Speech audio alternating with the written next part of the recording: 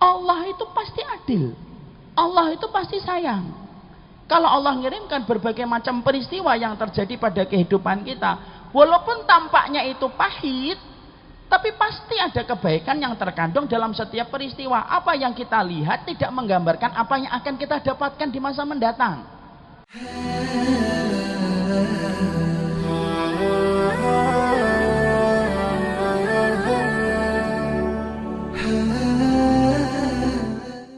Ikhwan-ikhwan dan akhwat yang semoga Allah rahmati dan Allah berkahi. Dunia ini sebenarnya sebagaimana panggung yang selalu menampilkan berbagai macam kisah dan berbagai macam peristiwa. Peristiwa dalam satu zaman itu biasanya selalu berulang dari zaman-zaman sebelumnya, karena memang sejarah itu kejadian yang berulang dengan waktu yang berbeda. Dan setiap kita mendapati ketika dunia memiliki panggung yang selalu menampilkan kisah dan berbagai macam peristiwa, maka sebenarnya secara sederhana Muslim itu terbagi menjadi dua. Ada yang pertama, Muslim itu yang mereka itu menjadi follower. Mereka itu hanya ngikutin saja apa yang terjadi di atas panggung bernama dunia. Apa yang viral, maka dia ikut-ikutan untuk memviralkan. Kalau di dunia sedang sedih, ikutan sedih. Kalau dunia sedang rame, ikutan rame. Kalau dunia sedang geger, maka dia ikutan geger. Maka kalau ada yang semacam ini, maka tipe orang-orang yang semacam ini adalah tipe follower.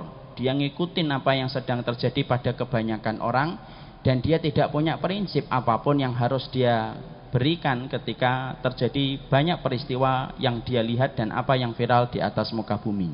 Ini merupakan tipenya tipe follower. Ada Muslim yang kedua, dia bukan tipe follower.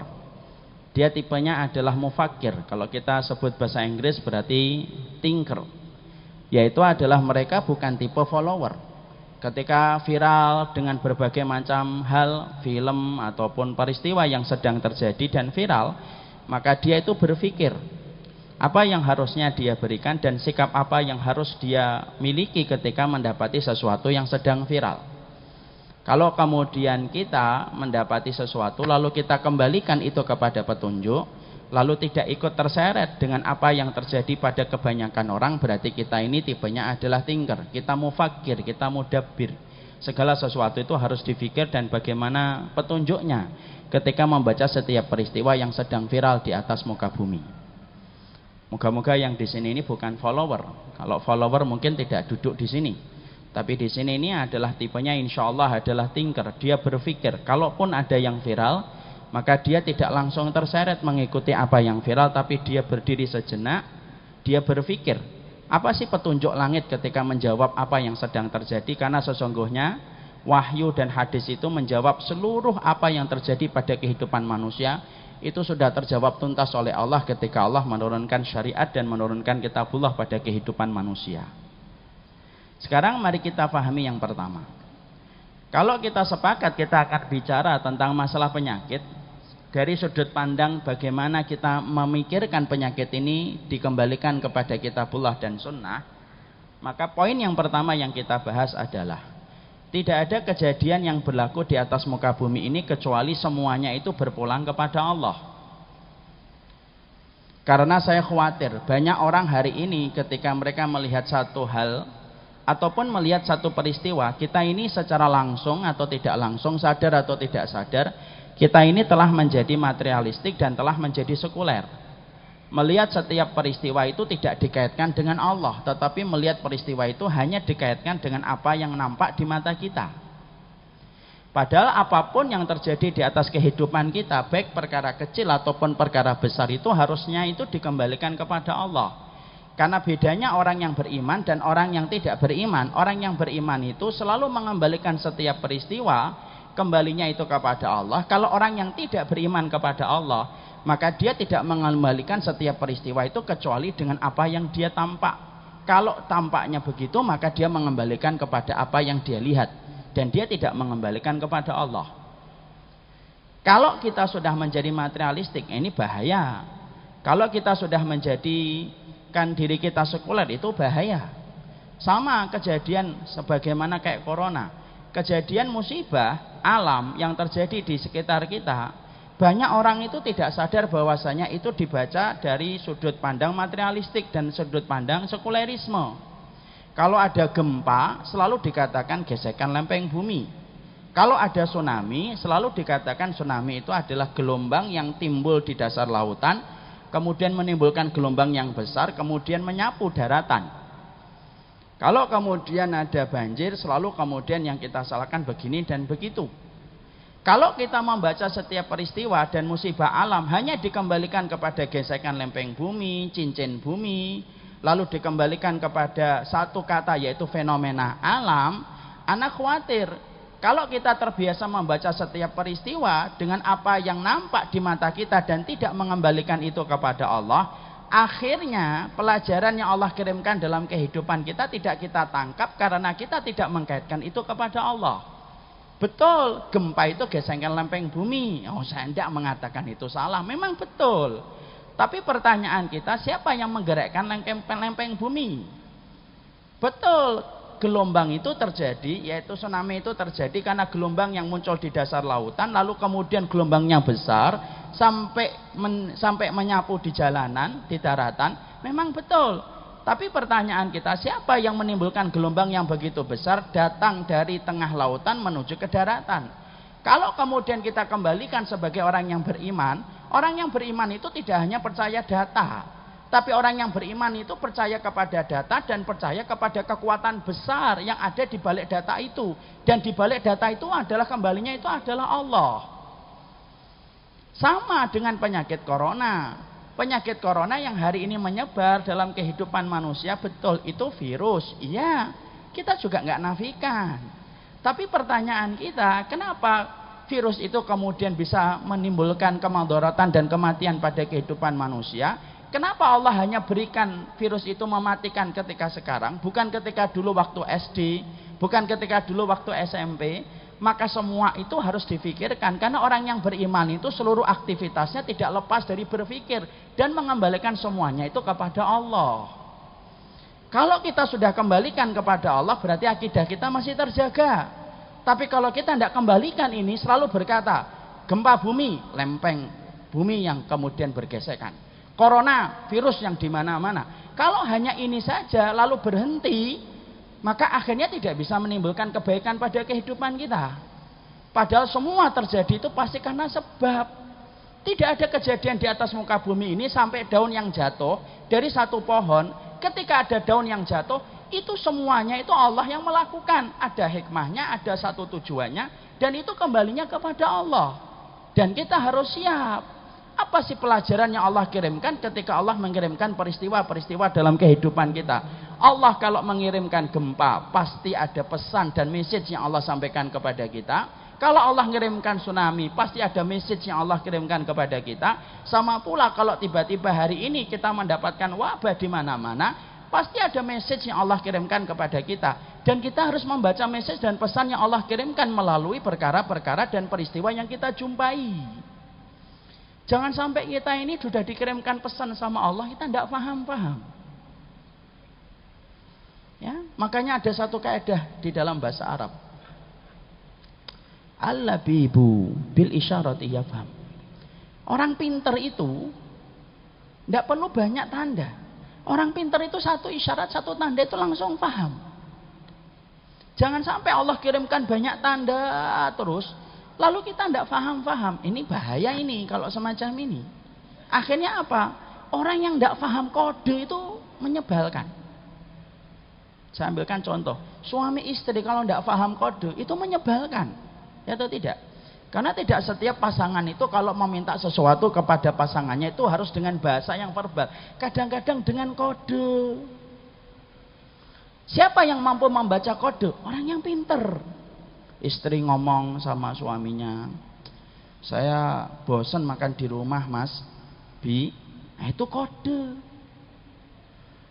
Dia pengen makan di luar, ajalah makan steak, makan daging. Itu kode istri kita, bosan makan di rumah. Jangan malah tidak paham kode. Suaminya malah ngomong, kenapa bosan makan di rumah? Ya sudah makan aja di teras yuk. Gitu, malah makan di teras. Masuk angin iya. Itu namanya tidak paham kode. Sama, ini ketika kemudian kita laki-laki pulang gitu, kemudian kita begini-begini gitu di atas kursi gitu, kepala kita gerakan kanan kiri gitu. Itu Bu, kode suaminya butuh dipijit, istrinya malah ngeliatin gitu. Ngapain pijat-pijat, gula darahmu naik gitu, malah gula darah naik. Ini kan namanya tidak paham kode. Makanya yang kita khawatirkan adalah kita ini juga sama ini. Selalu apapun peristiwa yang terjadi dan viral di atas muka bumi ini ternyata memisahkan kita menjadi dua kelompok. Ada yang membaca dengan iman, ada yang tidak membaca dengan iman, hanya membaca dengan data. Maaf ya, orang Jepang itu termasuk orang yang mereka membaca apapun itu hanya dengan data, karena mereka tidak punya iman. Semoga Allah memberikan iman kepada masyarakat itu insya Allah.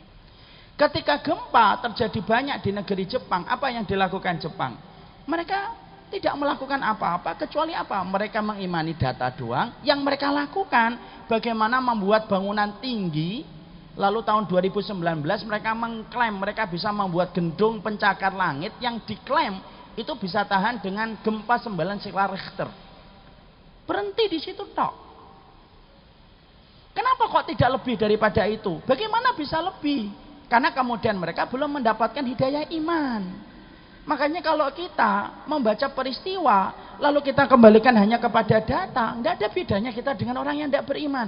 Betul itu virus, tapi kan yang mematikan dan menghidupkan virus itu kan Allah. Betul itu virus, tapi virus dijadikan tidak bisa memberikan mandarat untuk kita itu kan Allah. Sebagaimana virus bisa membunuh kita itu juga Allah. Dan inilah pelajaran akidah yang harus kita pahamkan pertama kali. Kita punya Allah dan ada message yang Allah kirimkan untuk kita. Apa salah satu message yang Allah kirimkan kepada kita tentang corona? Sesombong apapun kita, sekuat apapun kita, ternyata kita dengan virus yang tidak kelihatan pun bisa kalah. Lalu terus yang disombongkan apa? Itu salah satu message-nya. Di antara banyak message yang lainnya yang Allah kirimkan, dan masing-masing dari Bapak dan Ibu pasti punya message yang ditangkap dari setiap peristiwa yang Allah kirimkan untuk kita. Itu yang pertama. Yang kedua, yang kita harus pahami kalau kita membaca tentang hal ini adalah setiap peristiwa takdir yang Allah kirimkan untuk kita, termasuk tsunami, termasuk banjir, termasuk gempa, gunung yang tiba-tiba erupsi, penyakit yang epidemik. Maka kalau kita membaca ini merupakan bagian dari takdir, harus paham. Takdir itu tidak pernah salah. Yang salah itu cara kita yang salah membaca takdir. Maka di sini pasti ada kebaikannya. Walaupun kadang-kadang kita tidak jumpai. Hikmah dalam setiap peristiwa itu pasti ada. Makanya kemudian kita membaca hikmahnya apa ini? Karena setiap peristiwa yang Allah kirimkan pada kehidupan kita tidak pernah lepas daripada hikmah. Apapun yang kita lihat buruk, belum tentu buruk sejatinya. Apapun yang kelihatannya pahit, belum tentu itu pahit sejatinya. Karena Allah itu tidak bisa mendolimi kehidupan makhluk. Allah itu tidak bisa menyakiti makhluk hambanya.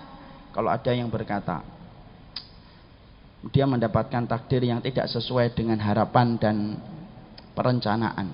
Banyak orang berkata, Allah itu takdirnya tidak adil buat saya.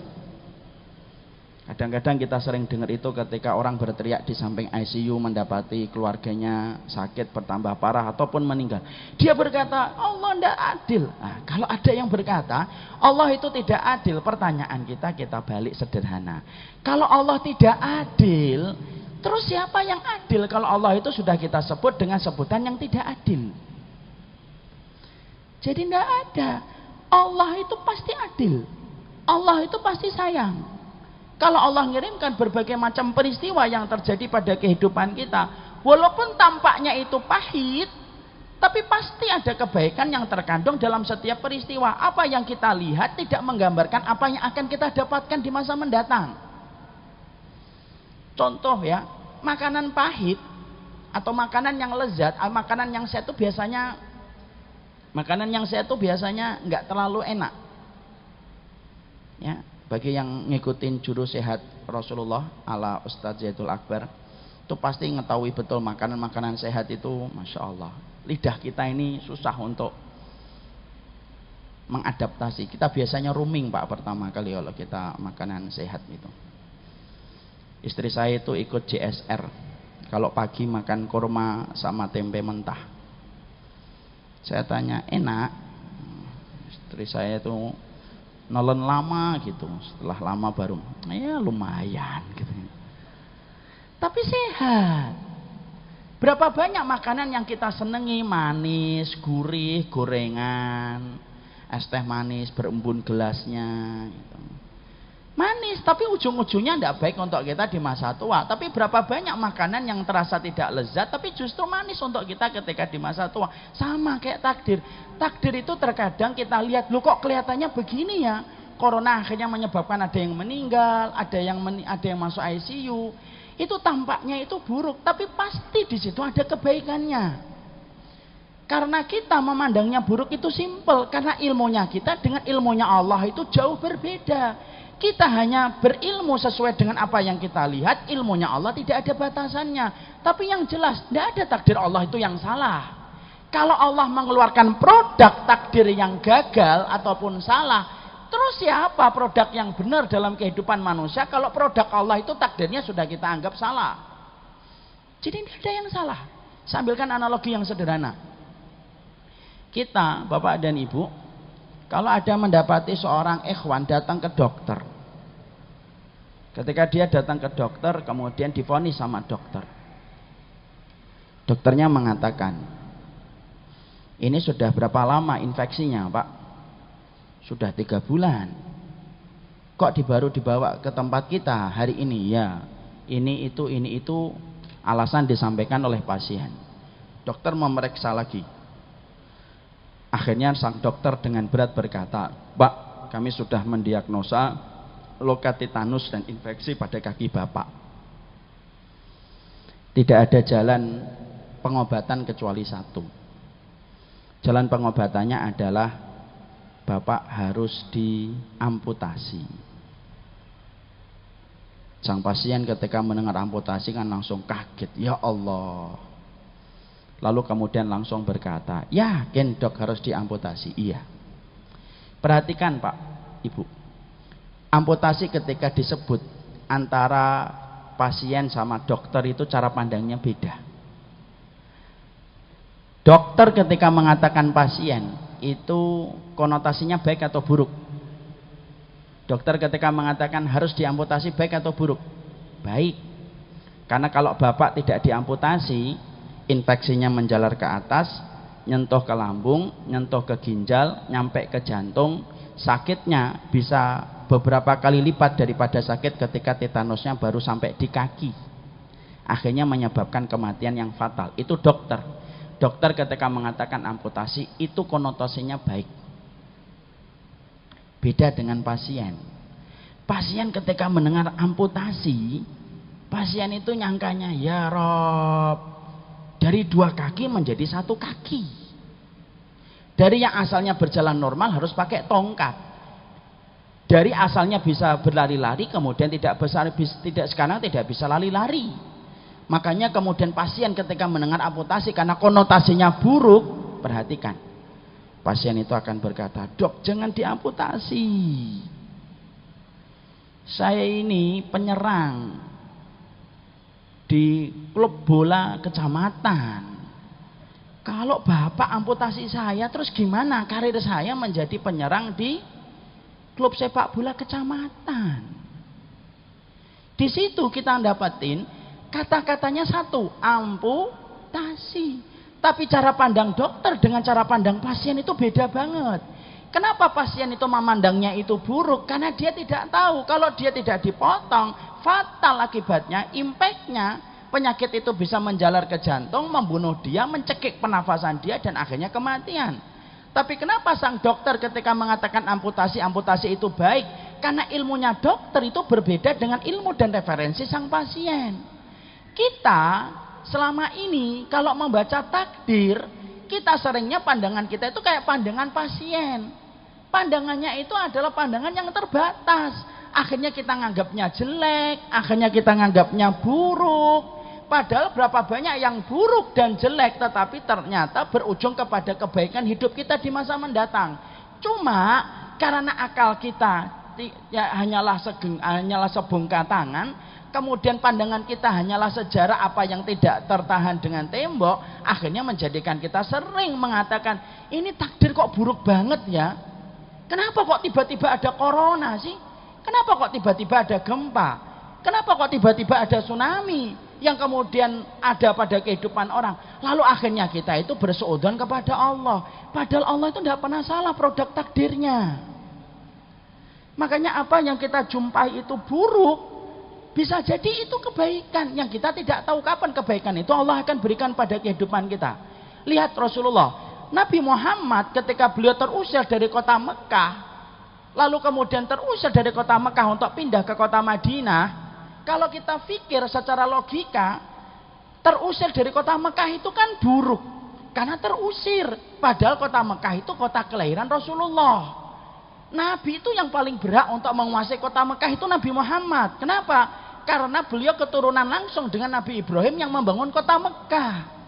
Tapi justru ketika Nabi terusir dari kota Mekah pindah ke kota Madinah, justru di kota Madinah yang identik dengan pandangan mata itu kalah karena terusir dari kota Mekah, justru kota Madinah itu akhirnya memberikan buah yang manis.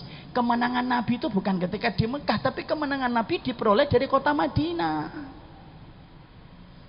Jadi di situ kita menjumpai takdir itu tidak ada yang salah. Dan saya khawatir nih, nanti entah corona, entah penyakit, entah bangkrutnya kehidupan kita, entah tiba-tiba ada keluarga kita yang sakit, tiba-tiba ada dokter menvonis keluarga kita kena kanker, kena tumor, apapun itu, tiba-tiba anak kita divonis oleh dokter bahwasanya terkena penyakit yang berat, pastikan takdir tidak ada yang salah. Yang salah itu cara kita membaca takdir itu. Karena Allah tidak pernah mampu mengeluarkan produk yang gagal ketika memberikan mandorot dan keburukan bagi kehidupan manusia. Pasti ada kebaikannya.